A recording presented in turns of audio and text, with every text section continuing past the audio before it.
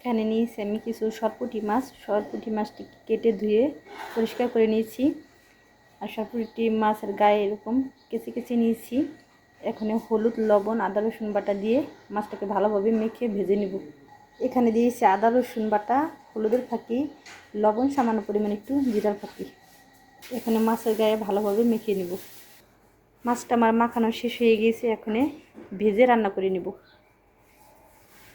এদিকে মাছ ভাজার জন্য তেলটা আমার গরম হয়ে গিয়েছে, এখন এক এক করে মাছটি দিয়ে দেব।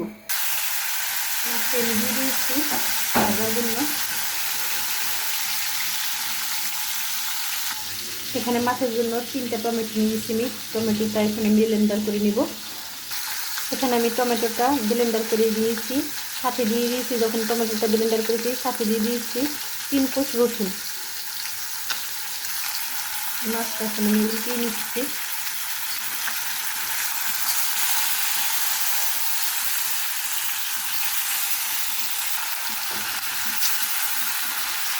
মাছ যখন আমি ভুনা করে রান্না করি তখন এই মশলা করে না ভেজে রান্না করলে আমাকে খুবই ততটা ভালো লাগে না। তাই এই মাছটা ভালোভাবে মশলা করে ভেজে নেব, লাল লাল করে এটি ভালোভাবে। মাছটা আমার ভাজা হয়ে গিয়েছে, মাছটা পুরোপুরি মশলা করে ভেজে নিয়েছি আমি এটি ভালোভাবে। এখন নামিয়ে রান্নাটা করে নেব। মাছটা আজকে আমি দু পেঁয়াজা করে দেবো টমেটো দিয়ে।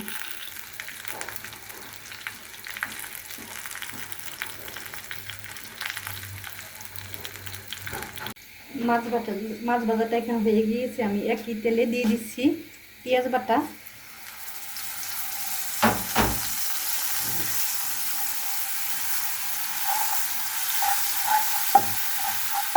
এখানে পেঁয়াজ বাটাটা আমি ভালোভাবে একটু ভেজে নিচ্ছি। এখানে আমি দিয়ে দিচ্ছি আর একটু সরিষার তেল।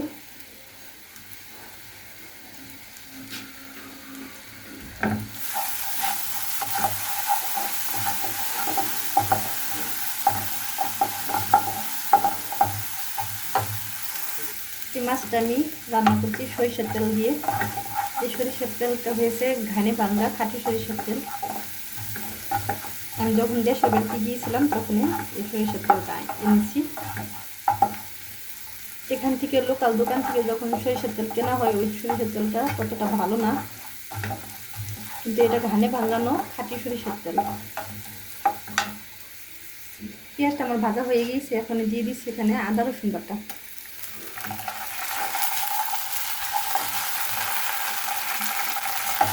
আমি দিয়ে দিচ্ছি এখানে 1 টেবিল চামচ আদা রসুন বাটা। আদা রসুনটা আমি একটু ভালোভাবে ভেজে নিচ্ছি।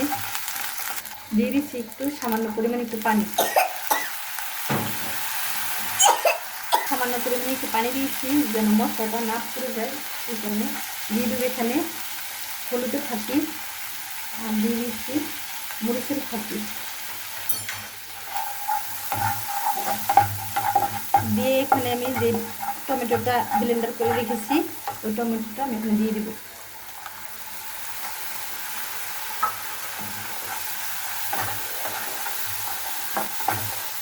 দিয়ে দেবো এখানে স্বাদ মতো লবণ। মশলাটাকে এখন আমি একটু ভালোভাবে কষিয়ে নিচ্ছি।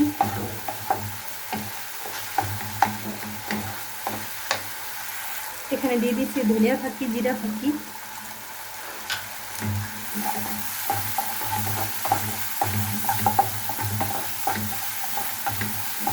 মশলাটা আমার ভালোভাবে কষানো হয়ে গিয়েছে, এখন সামান্য পরিমাণে একটু ঝোলের জন্য পানি দিয়ে দেবো। পানিটা আমি বেশি দেবো না, কারণ মাছটা যেহেতু দুপুরে করবো এই কারণে।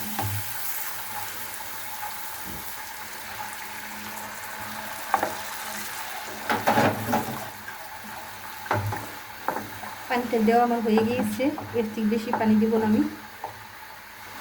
পানিটা বলক উঠলে আমি মাছটি দিয়ে দেবো এক করে। পানিটা আমার ফুটে উঠছে, এখানে দিয়ে দিচ্ছি এখানে কিছু কাঁচামরিচ কুচি। কাঁচামরিচটা আমার গাছের কাঁচামরিচ, তাই এখানে 4টা কাঁচামরিচ দিয়েছি। খুবই ঝাল হবে আজকে, আমি একটু ঝাল ঝাল করেই মাছটা রান্না করে নেব। চাইলে আপনারা ঝাল কমিয়ে বাড়িয়ে দিতে পারেন, যে যার মতো ঝাল দিতে পারে। এক এক করে মাছটি দিয়ে দেব।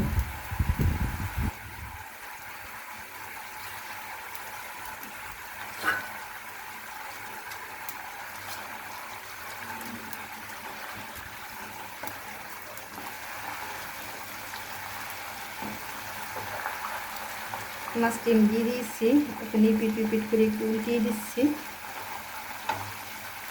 এখন ঢাকনাটা দিয়ে ঢেকে আমি রান্নাটা করে নেব। ঢাকনাটা এখন আমি তুলে নিব। এখন কিছু ধনিয়া পাতা কুচি দিয়ে দিব।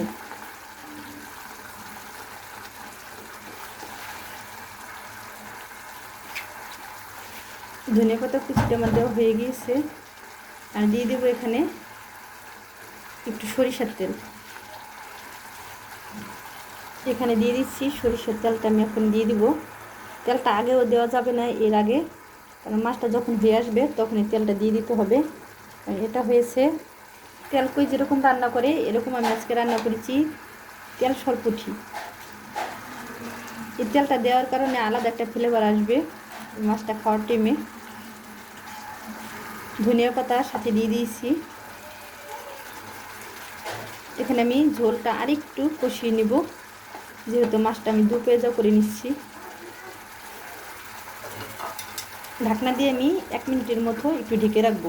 চুলার হিটটা আমি কমিয়ে দিব। এখন মাছটা আমার দু পেঁজা হয়ে গিয়েছে, এখন আমি নামিয়ে নিচ্ছি।